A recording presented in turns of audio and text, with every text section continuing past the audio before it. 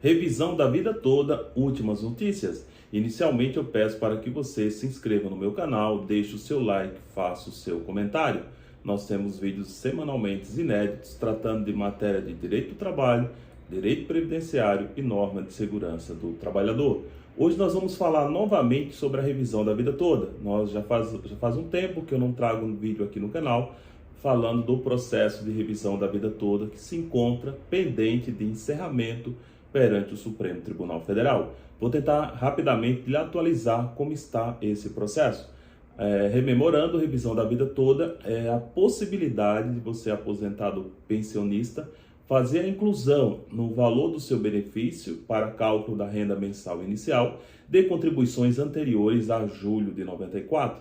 O INSS, no cálculo da renda mensal inicial desses benefícios, ele desconsidera toda e qualquer contribuição anterior a julho de 94, o que na prática, em muitos casos, se levado em consideração tais contribuições, aumenta significativamente o valor do benefício.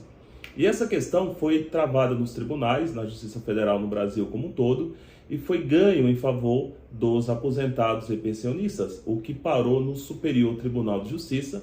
Ao chegar no STJ, o STJ também manteve esse entendimento que é direito do segurado, é direito do aposentado e do pensionista fazer a opção pela revisão da vida toda.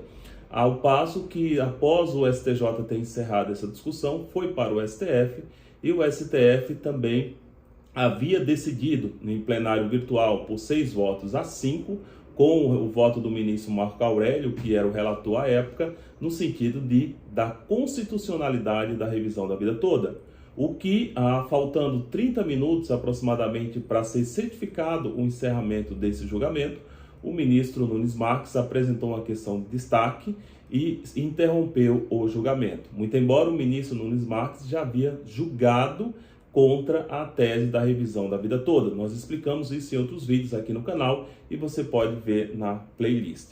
Ocorre que esse processo então encontra-se suspenso, esperando que o Supremo decida essa questão definitivamente. Há muitas petições, há muitos requerimentos, entendimento, inclusive o meu, que esse julgamento já acabou. Faltava apenas que o presidente do STF mandasse certificar esse julgamento, dando vitória aos aposentados e pensionistas no placar de 6 a 5.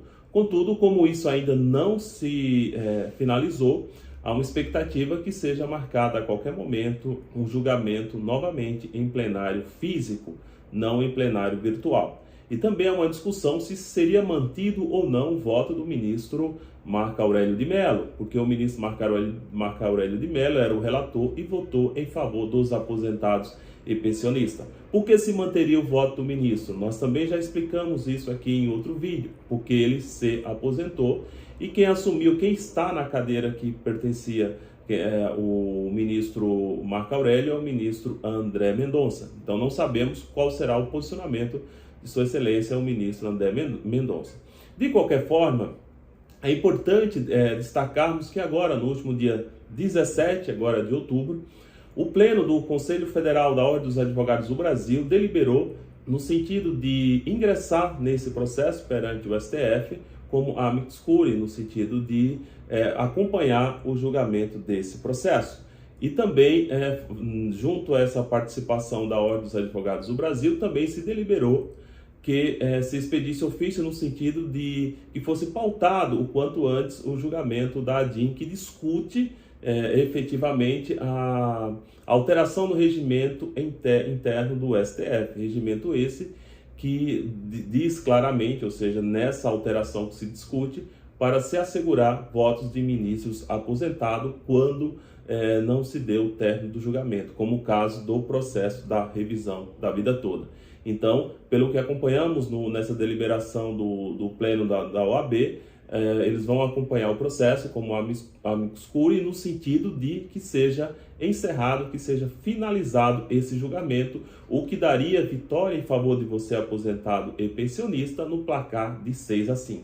Isso é o que nós acreditamos que deve ocorrer e isso é o que nós esperamos que o Supremo Tribunal Federal encerre esse julgamento o quanto antes, porque já se arrasta há alguns meses desde que o ministro Nunes Marques apresentou essa questão de destaque, e que também se mantenha o voto do ministro Marco Aurélio, que levou anos estudando essa questão, ou seja, foi o relator desse processo. Então seria, ao meu ver, violaria o regimento interno do STF, além de ser algo totalmente desleal e injusto se retirasse o voto de Sua Excelência apenas porque ascendeu à aposentadoria.